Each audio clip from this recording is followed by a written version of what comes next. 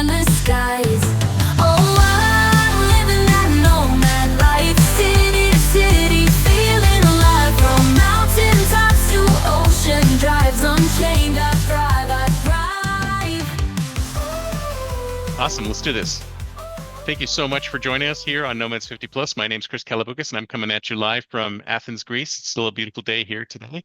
And today we have a special guest, Marni Battista. I hope I didn't mess up your name, No, you said it is with perfectly. us. Woohoo. And we're going to talk all about being a Nomads 50 Plus and how awesome the life is. So why don't you kick it off? Well, I think that my desire to have that freedom was one that was buried deep inside because I was terrified to change. I Mm, think that, and I was really thinking about this, Chris, when I was going through it. I was almost like, "What is wrong with you, girl?" Like, I was like young. I grew up in Iowa. I couldn't wait to get the hell out of there. I had a whole lot of circumstances happen. I changed colleges like 5 times in four wow. years. Like, I moved to Chicago. You're a I lived in wandering Arizona. soul. Yeah, I was. And then I like planted my butt in Los Angeles, and raised my family and lived there for 25 years. And so when my Wow. husband was like, and my husband's British and his parents were nomadic for many, many years, Really? lived on a boat, immigrated to South Africa in their 20s, like very adventurous people. So my husband was like, girl, kids are gone, let's go. And I was like, no. Um, and I was like, what is wrong with me? Like I was beating myself up for that. I thought my husband was the problem because he was unsatisfied. But it wasn't until I had a ski accident in Oh no. yeah, I hope it wasn't too February. serious. It was very serious in February Oh wow. 2020. And I ended up breaking 7 bones in my sacrum.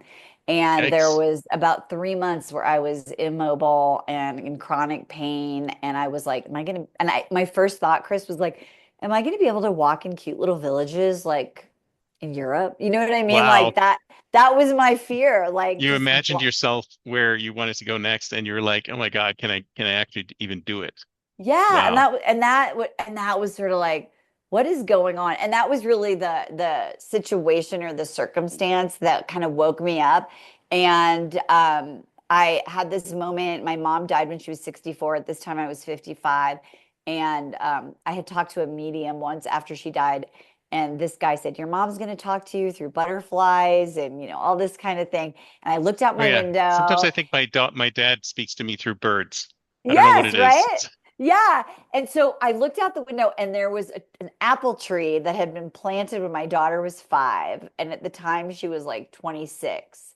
And this butterfly landed on this tree, which I thought in the moment was very like profound. And the thought occurred to me, if I only had 9 years to live, would I Mm, want to spend the last 9 years of my life in this house waiting for my kids to come back and visit, looking at the childhood pictures of them on the wall? And the answer was a hell no. Like it right. was so resounding. And that's when I realized that the real fear I had was of change and letting go of control because my house for me felt like stability, and that was like Mm, the next level of spiritual adventure that I needed to go on, was how do I create that sense of security, stability, and safety internally. And that's what was the impetus for the big adventure. wow. That does. So how did you end up starting it? Did you just say one day after you'd recuperated, you just said, I'm going? Like No, how did that no, happen? it wasn't that easy. So that was like, okay, so if I'm not gonna do this, what am I gonna do? It was like the almost the idea of the blank slate was Mm, overwhelming, and I was so afraid of making the wrong decision because there's when you're gonna make a big change, there's zillions of options, sure. and you watch YouTube videos and you can research and you for me, I started to be like, what's the right way? And I got overwhelmed, What a right? Because, question. yeah, because I'm still like in this idea of control. And so what I started looking online, like, how do you figure out like what your next chapter should be? And I couldn't find literally anything. And then I came across the design thinking model at Stanford University, which is how Oh products are yeah. Very developed. I know Yeah. that very well. Yeah. Okay, great. So I came across this model. my daughter was actually a consultant. She kind of showed it to me. And I had this idea of like, well, what if I applied spiritual principles to the design thinking model and I actually use this process to design my life, my next chapter? What would that look Nice. like? So Nice. I created my own little framework, my own little system. And in the empathy phase, I really, which is like who's the user of the product, right? Right. I was like, well, who am I now? Because I'm Yeah. not the person that designed this life 20 years ago. And Yeah. that process really helped me create what I call now my soul map of what I love to do, how I best carry it out, and the conditions that I thrive in. And then what are my core motivations?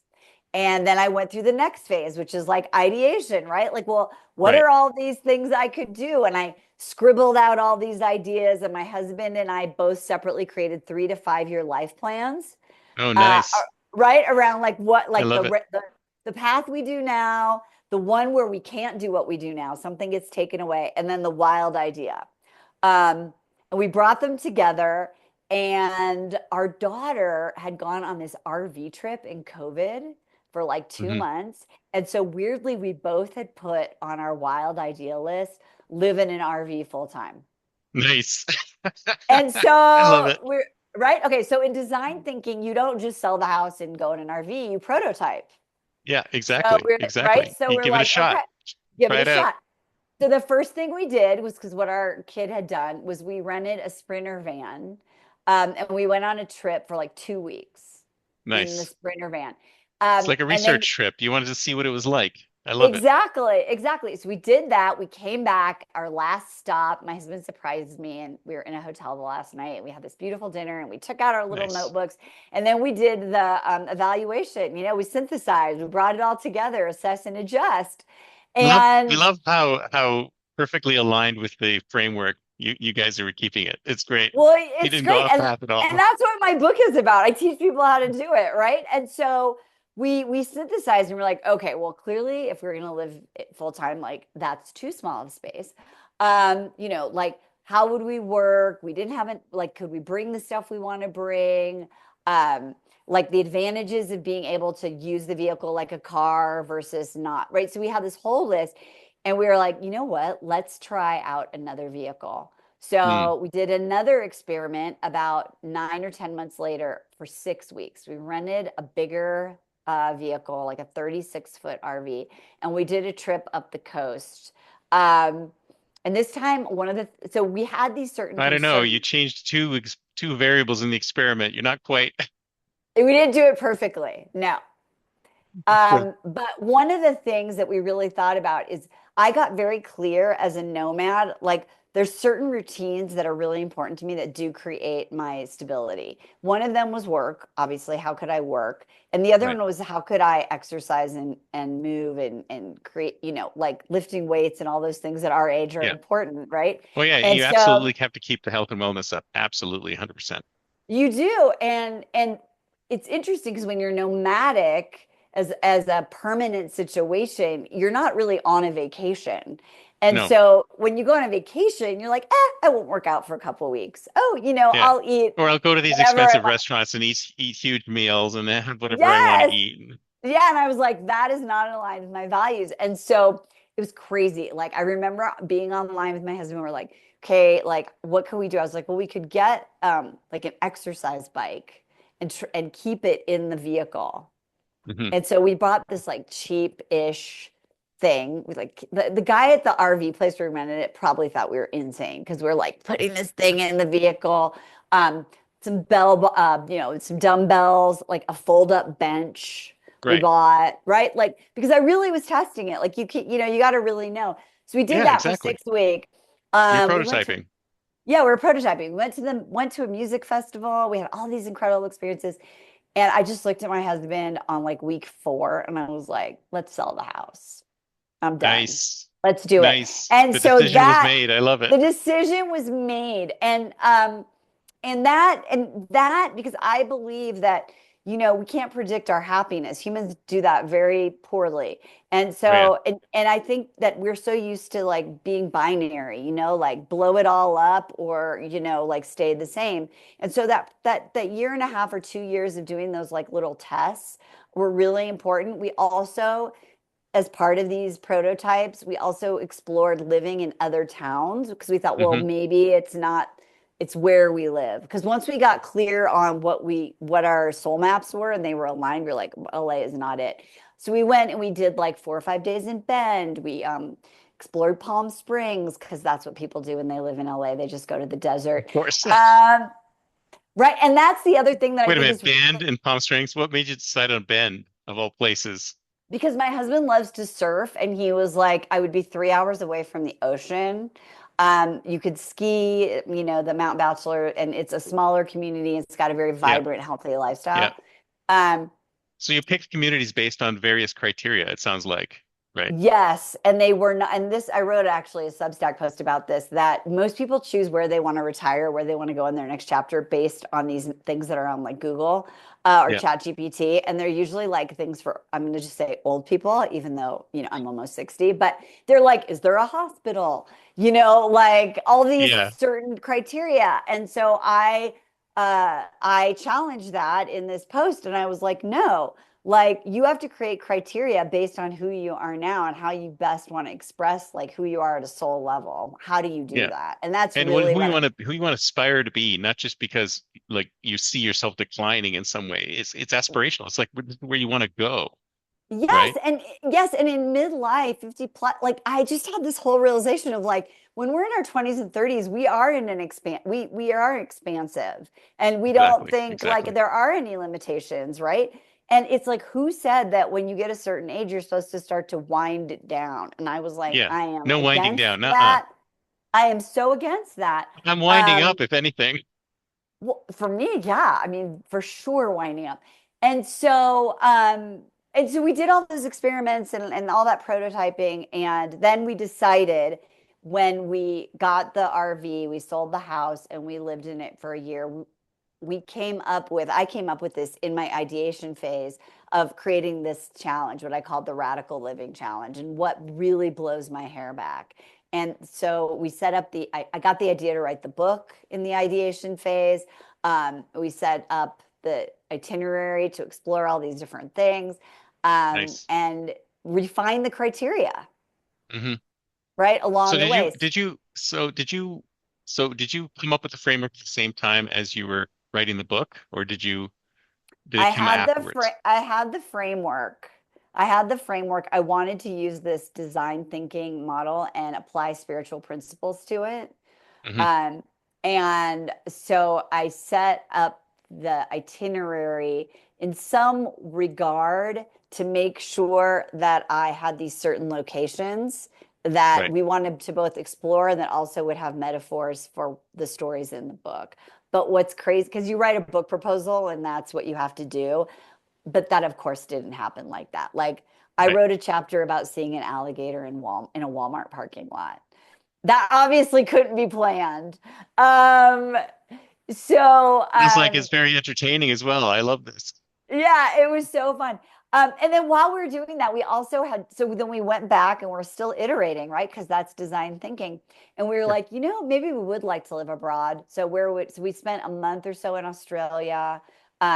We did what I call 2 semester abroads because I never got to do that in college. Were you And RVing we in Australia as well, or were you doing No, something different no. there? So my in-laws, my sister-in-law and brother-in-law live there. And my husband's parents, as I said, who are very adventurous, even though they're in their 80s, do home Nice. exchange, which, Aspirational. That's great. I love that. yes.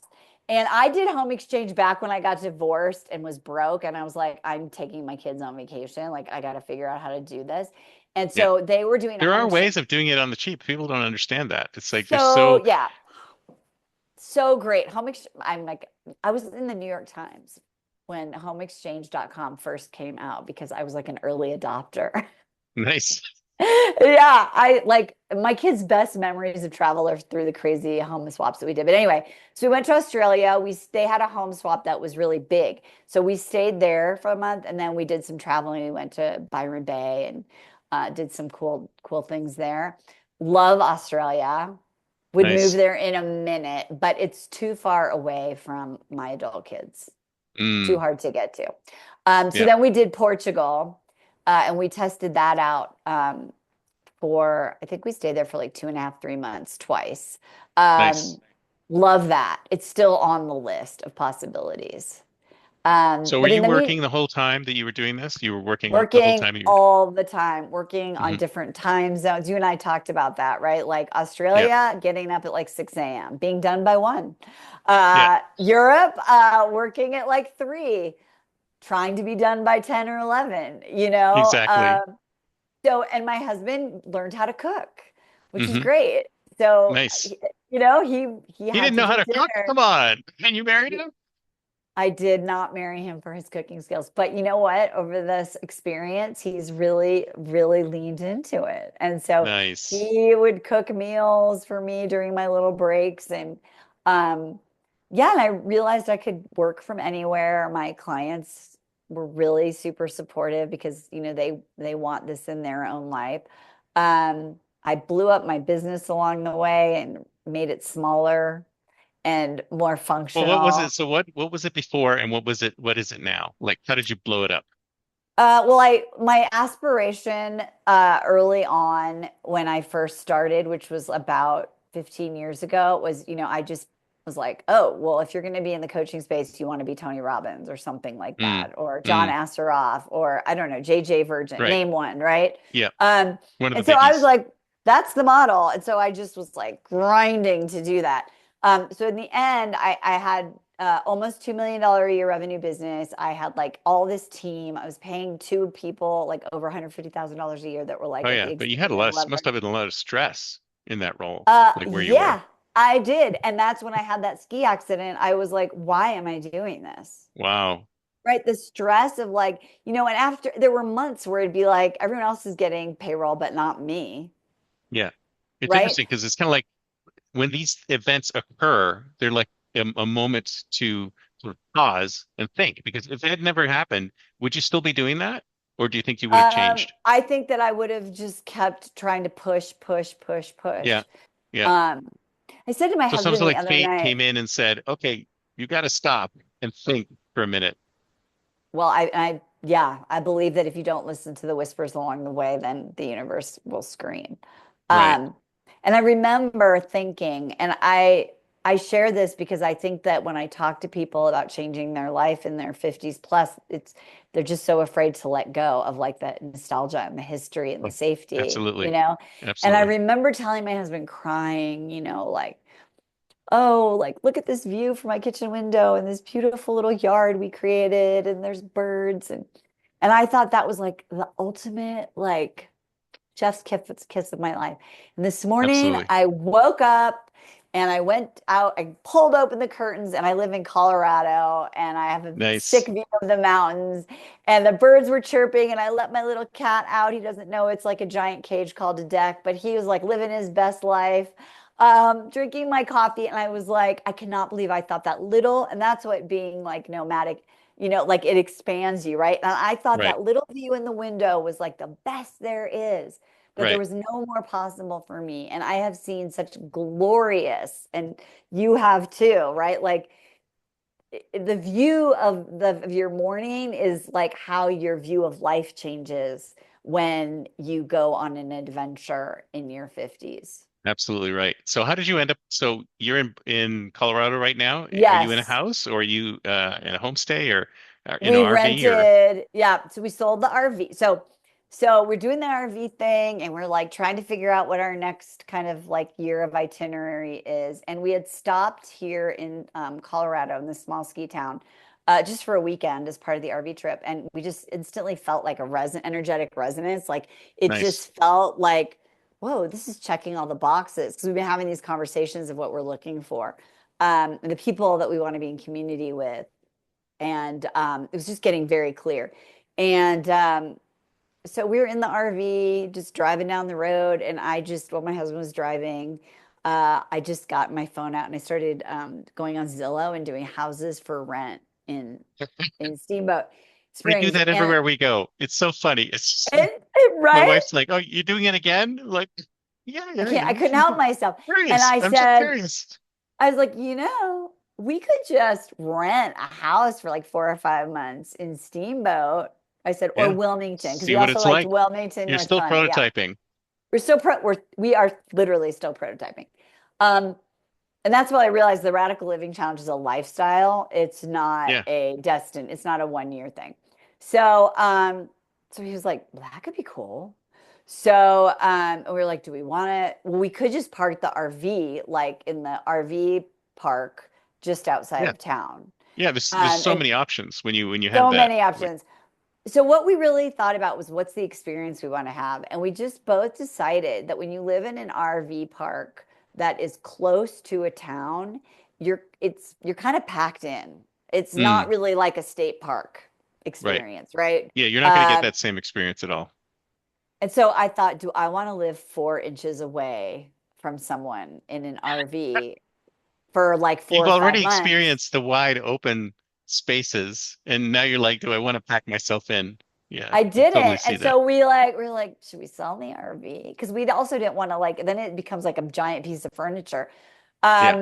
So we It's like decided we another were thing you want done. to you're pivoting and you go, do we need to keep this or should we leave it behind? Because you can always go back and get another one, right? A You can always go hundred back if you decide percent. to go back to it. Go back. You can always go back to it. But And I think what, yeah, we're stuck go ahead. with like once we have these material possessions, we think to ourselves, "Oh, we got to deal with this. We got to deal with this. We got to deal." No, you don't have to deal with it. You can get rid of it.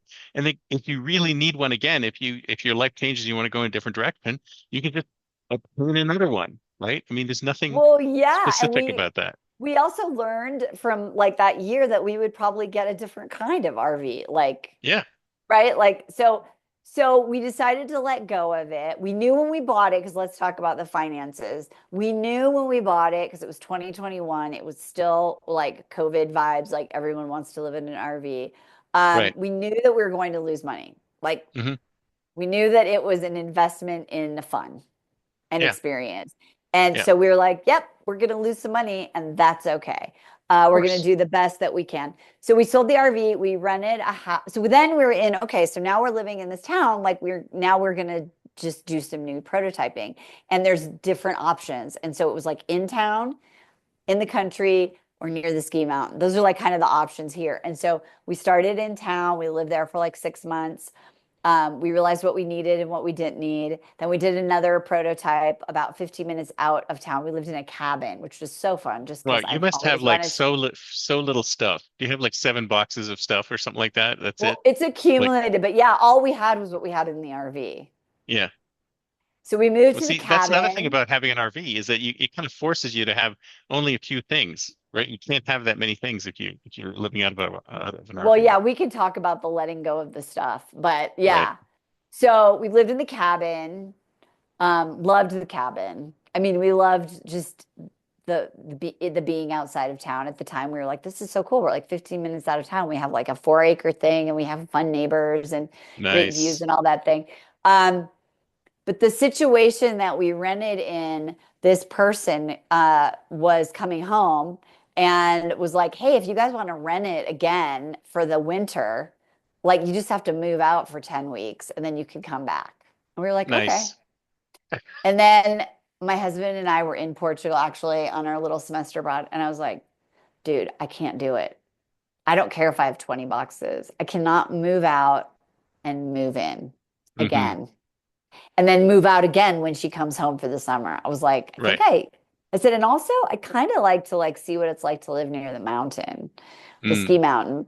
Um, and so we manifested an insane, amazing opportunity here. And we decided to commit for a 1 year lease, which was like, Whoa. that was a big deal. It's funny though, because before all this, you would never imagine being in that kind of position. And now you're like, oh my God, this almost might be too long in one Yeah, place. well, so we did it. We're like, experiment over, right? And now, like last month, the guy's like, so do you want to rent for another year? And we were like, I don't know, do we? So we had to Oh go no, back to, decisions. yeah. And so one thing that was really interesting, and I think this is a very important conversation about being nomadic is the negative is decision fatigue. Mm, mm. That's You're right. Because it's constantly so easy making to just be in decisions. your home and stay there, and you know exactly where you are. You don't have to make a decision. You know where you're going day in, day out. It's the easy way. But you know where you are, you have so many options. Like So I can totally many understand that. Yeah. options. And um, so we ended up kind of starting back because it's been like 4 years since we did the original life design. And so my husband and I basically went through the process again. It was like, Mm. Well, yeah, now an absolutely. You do need a refresh. an iPhone comes out every year, right? We didn't redo it every year, but it's like we need to design a new thing because like I don't we made Well, all our you're dreams come making true. iterations during the time, like during the time you're making smaller iterations, but then every now and then you kind of need a like a full-on refresh of everything that you're doing. Are you still going in the direction you want? Are you missing something you haven't seen? So it's like you're in the smaller grooves. Now you need to look at the bigger grooves. Which is, and so now that I'm like obsessed with design thinking, that is design thinking. Go small, Yes. go wide. Go small, Yes. go wide, right? Exactly. So we're like, okay, It's the it's answer to time. everything. It's like the theory of everything. I love it. It is, I know. And so we're like, okay, let's go wide. So we looked at all the options and it was so great. I really got focused. And this is why I think this podcast and what you're doing is like just so profound. We get to this point in our lives and we're like, okay, the runway ahead is shorter than the one behind. What experiences do I want to have in my life? Hmm. Like, what experience of life do I want to have? And so we came up with two things. One is, what's it like? And this sounds crazy, but to go on a trip, like an actual, just a vacation, where you just Right. go on a trip, you take time off from work, and you just go on a trip. Yeah. Well, that's what we've been Yeah. doing up till now, right?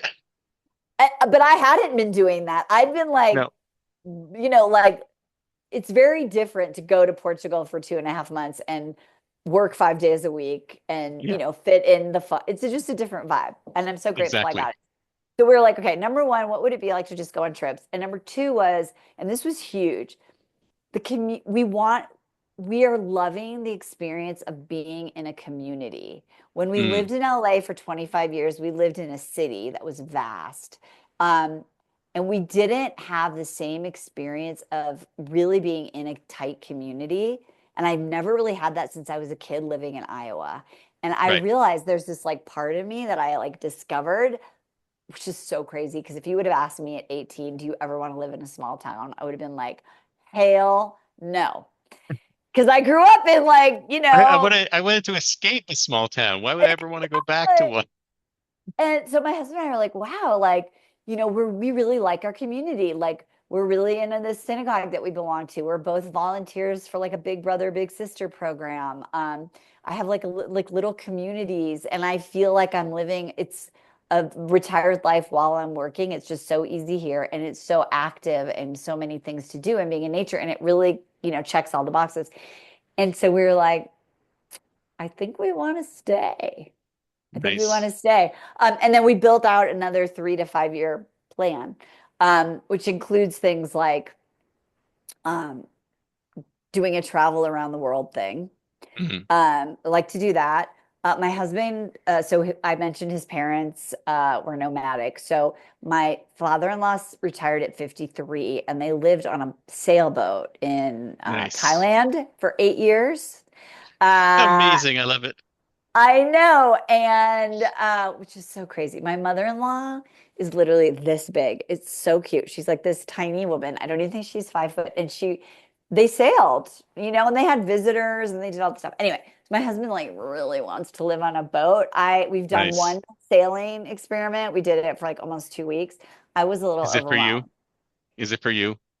I liked it, but I think I need to do another prototype because I we did that like a year after my ski accident, and Mm. I felt You're in fragile. a different place. Yeah. I felt physically fragile, like if I fall down, my bones are gonna break, and I Yeah. don't feel that way anymore. So I feel because what I learned over this nomadic experience is how capable I am in so many different Mm. ways. Mm. And so I would like to revisit it. But that terrifies me. And I also don't think I could work and live on a boat. That would be Uh, extremely difficult, wouldn't it? To Very work and live on a difficult. boat. Yeah. Yeah. So, but it's on the list because we went to a boat. So if you've ever been to an RV show, Yes, it's actually we have. right. And it's so, if you're into it, it's literally like walking in, like, down a candy store aisle, Yeah. right? You're just like, whoo. So when we were in the RV, we went to Rhode Island and there was like a boat show, like the equivalent of the RV show, except for boats. And it was like now you're in the boat community where people are like looking at liveaboards and it's like the same thing except on water. And I was like, Yeah. damn, this is cool. And I thought Yeah. maybe I could see myself here. So I'm a Yeah. Well, if little you've done afraid of it. RVs, I mean, how much more different is it to do in a livable boat? I It's haven't pretty done the similar, right? research. It Yeah. is, except on a freeway, the freeway doesn't move or change. Like if No, you go down highway, whatever, it's gonna, unless unless there's there's an weird earthquake or weather. something like that, right? Yeah.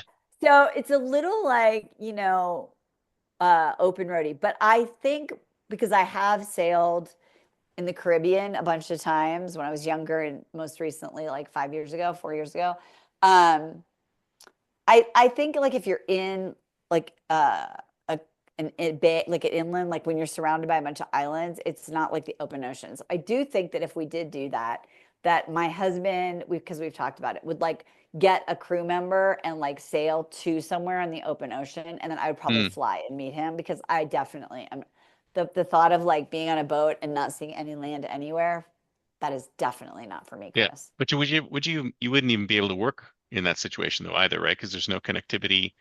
There's no Sometimes like, there is like apparently, my in-laws like they had like a main place that they would what do you call it? Like dock, like with a mhm. harbor, a marina basically, and they would do their laundry and so you could stay there. It just depends.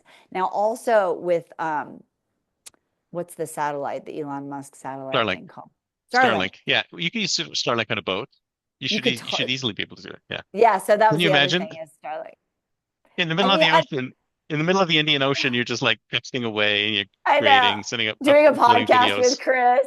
Yeah. So I'm open to it. So The that's next those one we do will have to be with you in the Indian Ocean, so I can see the Indian Ocean in the exactly. back. Exactly. So those are in the plan. And then my kids are in their late to mid 20s. And so we're also want to have the experience of like being like really active grandparents. So we're also kind of saying like what experiences do we want to have before that part of our life starts. Right. Um, so, but for now, I'm like, I have an actual office. So that's the thing. I'm like, I have lights. I don't have to move this setup. It looks a lot Nice. better. So it was Nice. very exciting to have a desk. So I wanted to touch on something you said earlier about community. And I thought with all the Yes. moving around that you did, I mean, you had the community, you had some community, even though it was a big city community in LA. And then you moved around to a lot of places, and now you have this community in wherever you are. It's kind of like, how did you keep the community connections going through all this travel and changes? I mean, I'm assuming you disconnect and reconnect, and how did you do that? Yeah, well, it is so you meet people along the road, right? Right, But they're not people that we've ever really kept in touch with, or we right. made like these great friends on the road. So it was just kind of us. Um, what we did, and we had an RV that, it's an RV, so it's not like you can host five people. But Yeah. with my kids, my adult kids, that was really important to stay connected to them. So they each came to visit us one or two times separately. So that was super fun on the road. And then I just made staying in touch with the people I love part of my weekly plan through Mm, FaceTime. right. And then So you stayed together with your community virtually, but you didn't really build communities on the way when you were in place to place. we really didn't. We moved Mm, around too much. We like had an itinerary. We didn't stay any place more than like 4 or 5 days. I think we stayed in Hilton Head for like 10. That was like a lot. But when right. you're in an RV place, like generally speaking, people, you have a new neighbor like every few days. Yeah, Someone everyone's coming and pulls going their all the time, so it's the same. but I did have the most amazing short conversations with men and women that were like 20 years older than me that all sort of reflected back like, wow, you guys are really great. It's really great you're doing this at the age you are because my biggest regret is I waited until I was 70, waited until I was 80 to Wow. do this kind of life. Yeah, because I've seen that before. It's kind of like I think I was in Sausalito and I was seeing all these sailboats out of the water being fixed, and I'm like, all of these people work all of their lives to have one of these things, to only get onto it when they retire, when they could have been doing it all of their lives if they just integrated it with their life. And it's just so much of your life is used up in work that you may or may not want to do. And I think it's sad in some ways. I feel like my whole thing is how can you make money and live a retirement style life now? Right. I mean, and Speaking of that's, that, yeah, so you're funding all of your travels through your coaching business, or yeah, how through are you my, funding things? yeah. So I downsized my business. So that was a really fun process too. The blow up I, part. yeah, I mean, it looks like I blew it up, but it was, a series of steps. But I let go of my team, which was hard because they were like my family, Right. except for one or two people.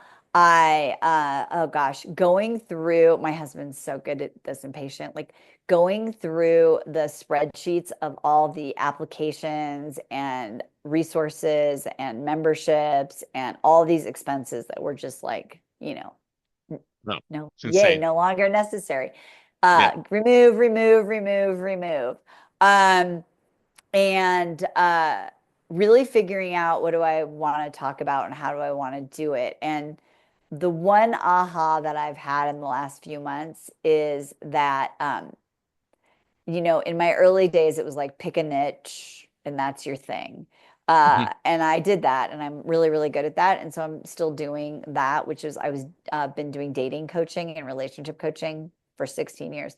And now Yeah. I've expanded, right? And so now I'm doing coaching on this kind of stuff we're talking about. I recently got involved in the consumer packaged goods Oh, industry. And interesting. so I'm working with a lot of executives that are founders, and I'm loving that. And it's adding variety, and new and novel is a core piece of my soul map. I love things that are new and novel. And I'm on Substack. And that's just been like a new fun community, right? Like I feel like I Nice. moved into a new neighborhood. I'm like, I'm leaving Facebook and Instagram and driving my RV business right into Substack. And so I'm just doing things that I really, really love. So I'm funding it 100% um, through that. And I will say that there have been months where my husband and I have actively made a choice that we're going to start taking money from our retirement when we have to. Mm, yeah. Um, Well, why not? and Right? right, because it's so funny. So I met with my financial advisor person maybe like 6 months ago. And I was like, oh, I feel so guilty. Like, there's been like, let's say in the last 2 years, like 10 months that we've just pulled money from retirement. And he was like, well, in your original plan you made with me, like however many 10 years ago, you said you wanted to retire at 58. So the plan actually allows for you to take some money out because you're 58. And I was like, oh, I did? I said that? I thought 58 was like going to be old, but I still want to I still want to work. He's like, you can. He's like, so, but like, it's good. We just want to watch it. But like, then you go in and you iterate with your financial plan, Yeah, right? of And course. and I And think also, are you finding that it's a lot less expensive than you think this whole lifestyle? yeah, I mean, we're choosing to live in a touristy town, so real estate is expensive, but I really also learned like what I need and what I don't need, and so that's okay. But yes, if I think about my life in LA, like I have scaled down by like 75% and increased my Oh yeah. happiness by 100%. Yeah. It's so expensive. California is so expensive. It's unbelievable. how expensive it is. So yeah, crazy. Um, and I think, the decision, I do sometimes think like, oh, maybe we should have just rented our house, my house in LA. Um, but I think that happens just when I get frustrated or I fantasize about people that I see, oh, well, they have their house to go back to. But the truth is, I just don't want to go back there. I don't want to live Yeah, there. I don't want exactly. that house or that life. So Been there, done that. No need to do it again. yeah, exactly, exactly. So yeah, so the finances, and then my husband used to be in entertainment. He used to be a production coordinator, production manager for commercials. Oh, cool. Um, yeah, it was cool, but it was not a fun lifestyle, and he didn't really enjoy Mm. that work. And so he's done a lot of different things, but um, now he does not want a 9 to 5 job. He does not want to work in an office, and Does so anybody want a 9 to 5 job? I mean, seriously. he's like, I literally like I can't. He's like, I know it would be remote, but for right now, like, so I joke that he's the mayor of our town because he's just had all these seasonal jobs and he knows everybody everywhere. So right now he's working at a billionaire golf course. He's worked at a Nice. Could make some restaurant. contacts. He could be like the Yeah, next exactly. he He's needs to worked meet the Gordon the Gecko type character who can like help him. exactly.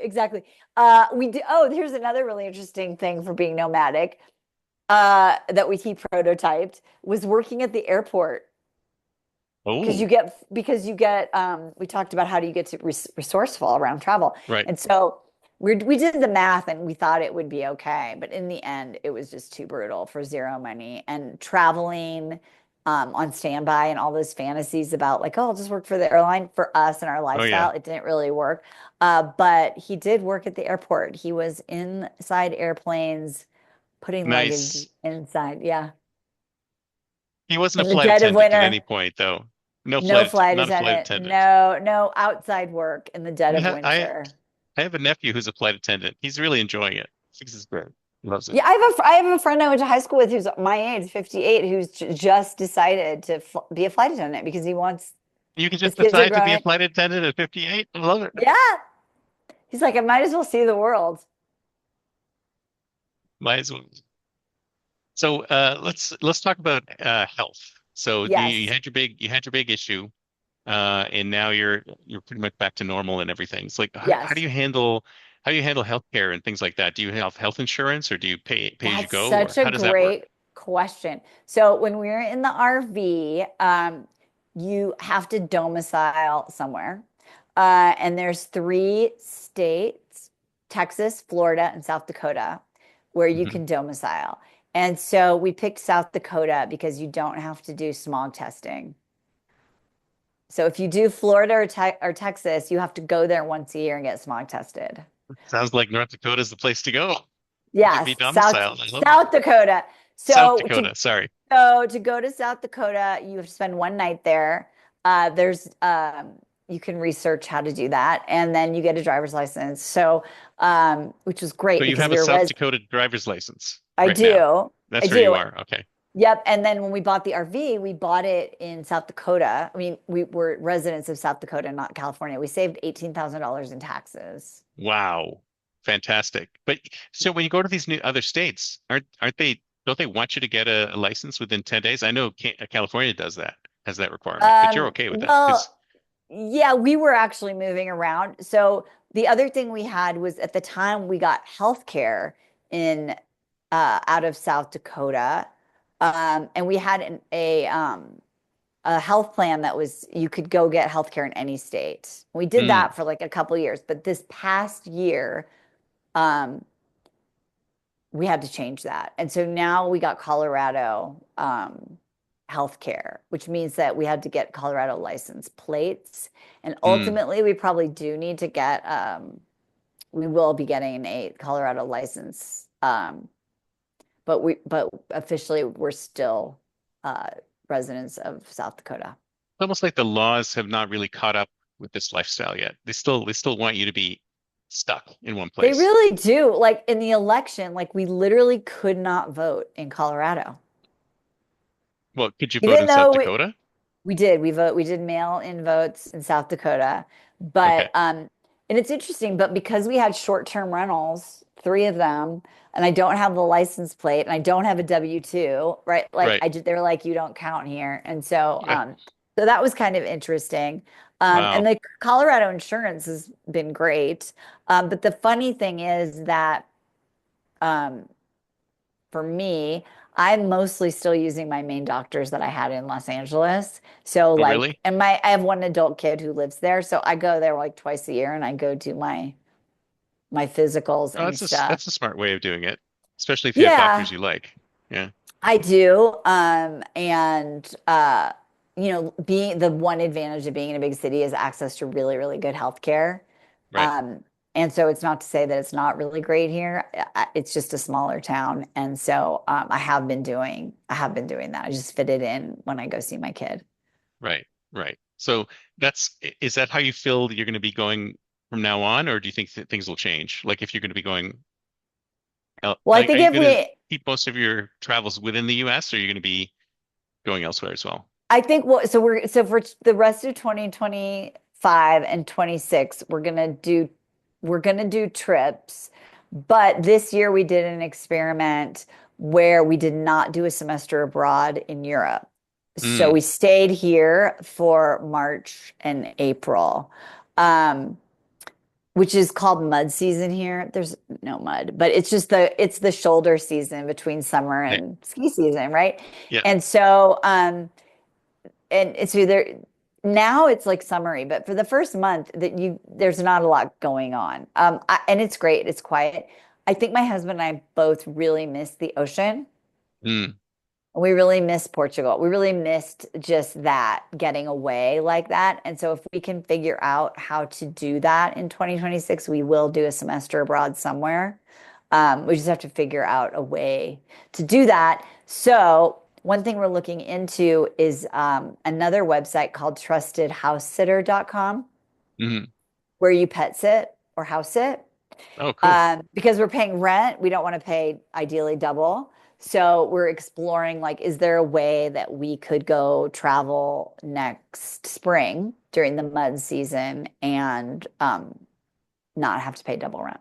Well, it's great to see that there's these new services popping up that are specific to this kind of lifestyle. I mean, so great. So we have a cat. So while we go on I was trips, going we to ask get you about people. your if you have any pets either too. Yeah. Like how do you deal with how does your Well, cat deal with it?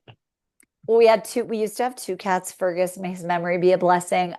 We had two cats in the RV, which my husband was like, can we put them in storage for the rest of I was like, What are hell you no. talking about? They're your family. It's They family. You're not gonna are, put and family in storage. you know what? Like when my other cat died last March, I loved him. He was so great. Anyway, and I Mm, wrote his little eulogy on Facebook, and I was like, this is a cat who's been to 48 states. wow, fantastic. And he loved it. He figured out how to open that RV door with his paw, and went on walks on a leash, and he chased chipmunks. Nice. And so now we have one cat, but he is great, and we do choose to not bring him when we travel. And so we use trustedhousesitter.com, and we've had some really great people who come, and we don't have to pay them, and they take care of the cat, and they have just been traveling the world this way, just Very doing cool. long-term house sits. Very cool. So, do you have any tools or technology that you use that's like this people might not know about? Like you mentioned Substack earlier, you mentioned a couple of websites. Is there anything else that's out there that you think would be interesting for people to check out? Well, I think people definitely want to check out Home Exchange. Mm, That is a great resource. A friend of mine, I just turned him onto it, and he actually lives in LA, and he's like traveling all over the world, like staying in cool places for free. So it's if you want to like maximize your budget for travel, use that. So amazing, such nice people doing it. mm. I personally never had any problem with strangers sleeping in my bed. I know some people don't like that, but if you get over that, like literally the world is your oyster. Um, I mentioned that trusted house sitter. I'm on Substack. The one little hack that I recently discovered is for my office, and someone recommended it to me, is having a setup that's not your laptop. Because my laptop, when I was traveling with it all the time, it just was like getting overloaded with Yeah, apps and tabs. And it's just like a little baby, even if it's yeah. got a lot of output. And so if I was going to go back in an RV or travel again, what I do is I have a little Apple mini hard drive. It's like Oh literally yeah. this big, right? It's small. I have a monitor and a keypad, and I would make that be my setup so that I had good reception. I didn't have a bunch of crap on it. No apps. I don't have apps. I don't have Slack. I just keep this thing really clean, and it's very small. And then I probably bring my ring light and my microphone, and I'd feel better about that setup than I did last time just on my little like laptop, which just got the crap used out of it. It was Do you have one dirty. of It those was, little underpowered MacBook Airs or something like that? Is that what you had?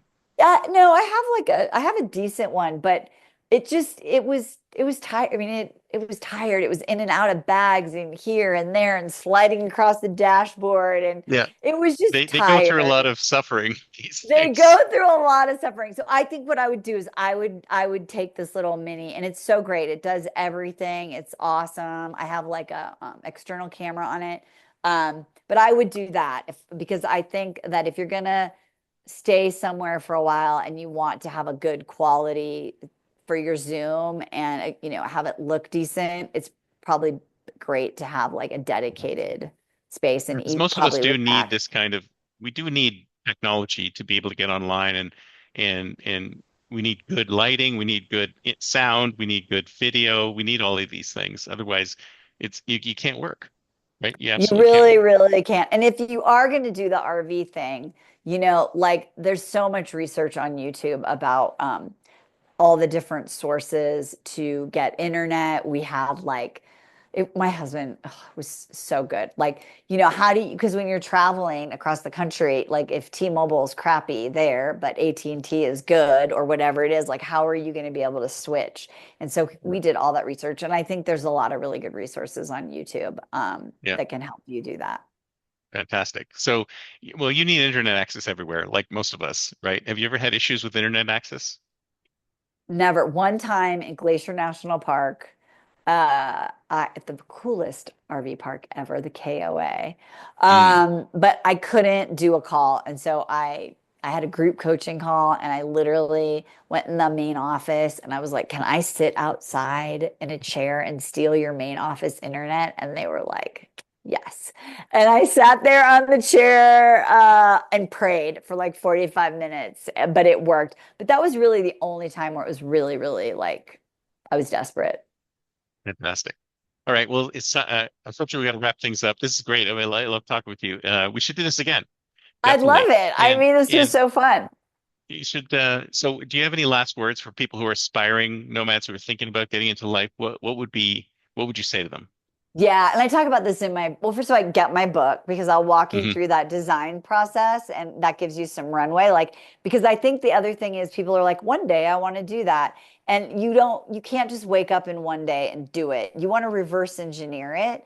And I believe in the design thinking model so strongly for this that you can actually start testing it and having fun now and getting a little taste of what that could look like because it Yep. is iterative. It'll actually help you cultivate and craft your bigger vision. So don't wait until you're ready to do it to start the process. Start doing the work now and enjoy the life that you have and figure out if you're like, I don't know, like deal with that problem because when I Mm, finally did deal with the real problem, which was a control issue and a fear of being untethered outside my little box, my whole life opened up. So the work itself is the freedom that you're looking for.